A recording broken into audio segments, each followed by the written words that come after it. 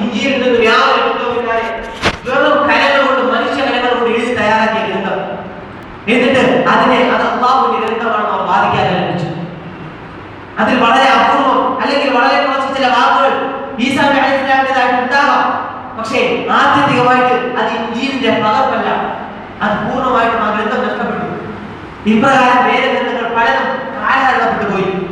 പക്ഷേ നമ്മൾ ഈ വേദഗ്രന്ഥങ്ങളെ അത് ഇറങ്ങിയ യഥാർത്ഥത്തെ വിശ്വസിക്കൽ നമ്മുടെ മേൽ ബാധ്യതയാണ്. അത് എന്തും സംഭവിച്ചോട്ടെ, പക്ഷേ അപ്രകാരം അല്ലാഹു വേദഗ്രന്ഥം ഇറക്കിയിട്ടുണ്ട് എന്നും അത് ആ കാലഘട്ടത്തെ ജനങ്ങൾക്ക് സന്മാർഗ ദർശനമായിരുന്നുവെന്നും അത് പൂർണ്ണമായിട്ട് അല്ലാഹുവിൽ നിന്നുള്ള വഹ്യാണ് എന്നും നമ്മൾ വിശ്വസിക്കൽ നമ്മുടെ മേലുള്ള നിർബന്ധ ബാധ്യതയാണ്.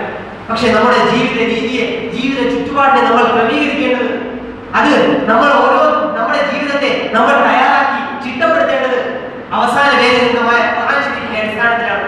കാരണം അതിനെപ്പറ്റി മാത്രമാണ് അല്ലാഹു സുബ്ഹാനഹു വ തആല പറഞ്ഞത്, ഇന്നാ നഹ്നു നസ്സൽനാ ദിക്റ വ ഇന്നാ ലഹു ലഹാഫിളൂൻ. ഈ വേദഗ്രന്ഥത്തെ നാം അവതരിപ്പിച്ചത് ഇതിനെ നാം തന്നെ സംരക്ഷിക്കുകയും ചെയ്യും. അല്ലാഹു സംരക്ഷിച്ചു. മറ്റ് വേദഗ്രന്ഥങ്ങൾ മനുഷ്യരുടെ കരങ്ങളെ സംരക്ഷിക്കുവാനായി അല്ലാഹു ഏൽപ്പിച്ചു. മൊത്തവും നഷ്ടപ്പെട്ടു. അതൊരു ദൃഷ്ടാന്തമാണ്. അല്ലാഹു സുബ്ഹാനഹു വ തആല പറയുകയാണ്, ഈ വേദഗ്രന്ഥത്തെ, ഈ വഹീനെ അതിനെ നാം തന്നെ സംരക്ഷിക്കും.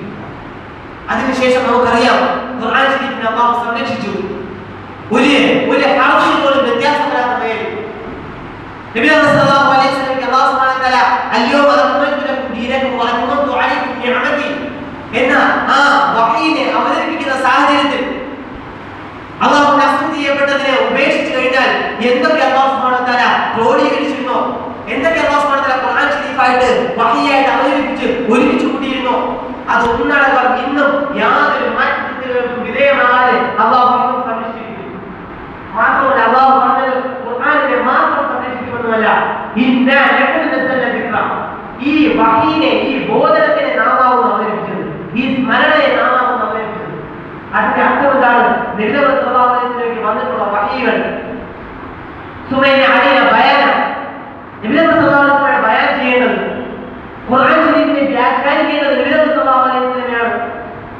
ഖുൽ ഇന്നമാ അന ബശറുൻ മിസ്ലുക്കും യൂഹാ ഇലൈഹി അന്നമാ ഇലാഹുക്കും ഇലാഹുൻ വാഹിദ് ഫമൻ കാന യർജു ലിഖാഅ റബ്ബിഹി ഫൽയഅമൽ അമലൻ സാലിഹാ വലാ യുശ്രിക് ബിഇബാദത്തി റബ്ബിഹി അഹദാ. നബി സല്ലല്ലാഹു അലൈഹി വസല്ലം പറയുകയാണ്, ഞാൻ നിങ്ങളെപ്പോലെ ഒരു മനുഷ്യൻ മാത്രമാണ്, പക്ഷേ എന്നെയും നിങ്ങളെയും വേർതിരിക്കുന്ന ഒരു ഘടകമുണ്ട്. എന്താണ് ആ ഘടകം? യൂഹാ ഇലൈഹി, എനിക്ക് അല്ലാഹുവിൽ നിന്നും ബോധനം ലഭിക്കുന്നത്. എന്താണ് ആ ബോധനം? അല്ലാഹുവിൽ നിന്ന് അല്ലാഹുവിൽ ഒരു വ്യക്തിയെ പങ്കുചേർക്കാൻ പാടില്ല എന്ന ബോധനം. അത് നബി സല്ലല്ലാഹു അലൈഹി വസല്ലം വഹീ ഇറങ്ങുന്നുണ്ട്.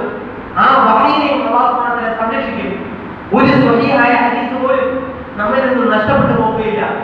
ഒരു ഹദീസും ഒരു മനുഷ്യന് എത്താതെ ഒരു സ്വഹീഹായ ഹദീസും നഷ്ടപ്പെട്ടു പോവുകയില്ല. കാരണം അതിനെ സംരക്ഷിക്കുന്നത് അല്ലാഹുവിന്റെ വാഗ്ദാനമാണ്. നബി സല്ലല്ലാഹു അലൈഹി വസല്ലം വഹീ അത് ദീനാണ്. നബി സല്ലല്ലാഹു അലൈഹി വസല്ലം പറഞ്ഞു, എനിക്ക് രണ്ട് കാര്യങ്ങൾ അല്ലാഹു നൽകിയിട്ടുണ്ട്, അവ രണ്ടും മുറുകെ പിടിക്കാൻ നിങ്ങളുടെ മേൽ നിർബന്ധമാണ്. നബി സല്ലല്ലാഹു അലൈഹി വസല്ലം മറ്റൊരു ഹദീസിൽ കാണാം, ഞാൻ നിങ്ങളുടെ മേൽ രണ്ട് കാര്യങ്ങളെ വിട്ടേച്ചു പോവുകയാണ്, അതിൽ രണ്ടിനെയും നിങ്ങൾ മുറുകെ പിടിക്കുകയാണെങ്കിൽ നിങ്ങൾ ഒരിക്കലും വഴികേറ്റാവുകയില്ല. കിതാബുല്ലാഹി വ സുന്നത്ത് റസൂലി. ആ രണ്ട് കാര്യങ്ങൾ ഏതൊക്കെയാണ്?